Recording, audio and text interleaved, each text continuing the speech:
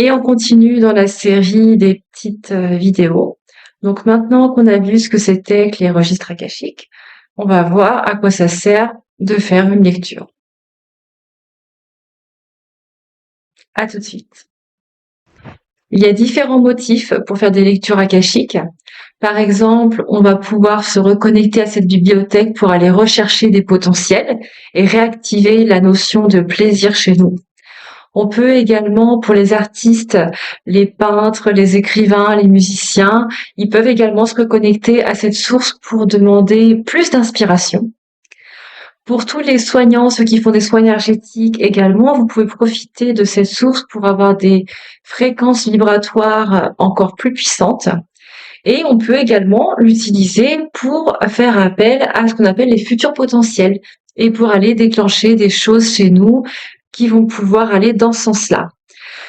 Tout ça, moi, c'est pas trop ma pratique. Moi, ce que je préfère, et c'est très paradoxal, je sais, mais c'est d'aller me questionner sur la vie d'aujourd'hui.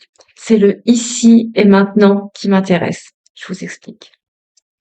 Effectivement, pour moi, ce qui est le plus important, c'est la vie actuelle. C'est important de ne pas perdre l'objectif. C'est ça qui nous importe aujourd'hui. Et donc, pour comprendre pourquoi ça bloque aujourd'hui, que ce soit dans les relations, que ce soit dans des objectifs de vie, dans tout, eh ben, parfois, c'est nécessaire de regarder en arrière et d'aller chercher quelle est la source de cette problématique. Et dans ces cas-là, c'est à ce moment-là qu'interviennent les lectures akashiques. Où pour moi, ce qui est important, c'est d'aller trouver du sens et d'aller trouver la racine de la problématique que l'on vit aujourd'hui.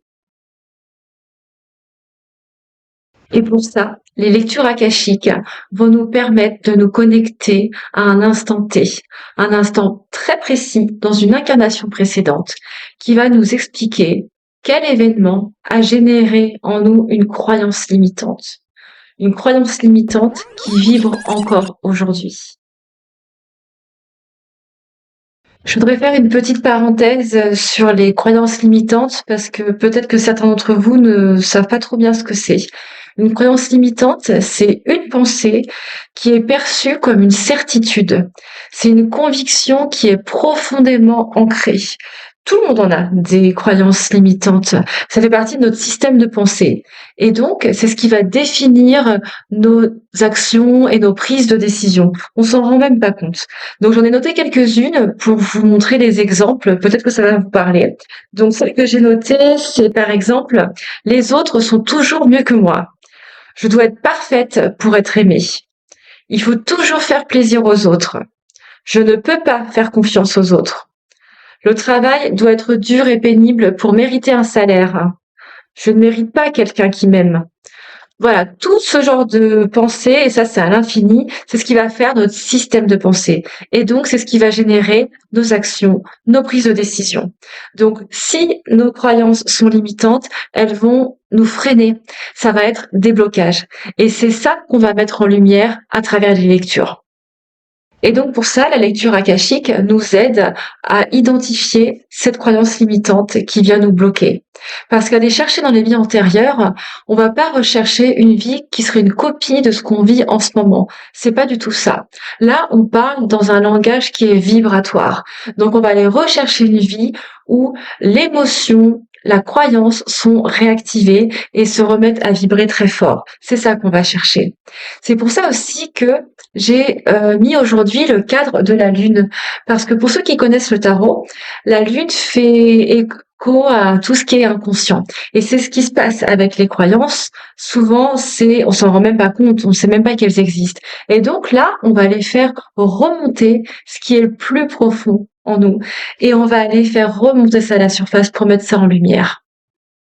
C'est également important de garder à l'esprit qu'une lecture akashique, c'est un soin énergétique. Pourquoi? Parce que on va aller rechercher les empreintes énergétiques. Les empreintes, c'est ce qui laisse encore une trace. C'est comme une cicatrice. Et donc, aller mettre en lumière ça, ça permet aussi de reconnecter avec une part de nous-mêmes qui a été en souffrance. On va reconnaître sa souffrance et on va pouvoir la libérer. C'est pour ça qu'une lecture akashique, c'est très sensoriel. On va ressentir parfois des douleurs dans le corps. On va ressentir du chaud, du froid, des émotions. Tout ça, ça fait partie de la libération émotionnelle. C'est pour ça qu'on parle aussi de guérison. En résumé, je dirais qu'une lecture akashique, ça permet de mettre du sens sur les difficultés qu'on vit aujourd'hui. Ça permet également de mieux identifier nos croyances limitantes et donc de mieux se connaître. C'est un outil très puissant de connaissance de soi. Et enfin, on ne réécrit pas l'histoire, mais on en efface l'empreinte énergétique. Et ça permet de se créer un nouveau chemin.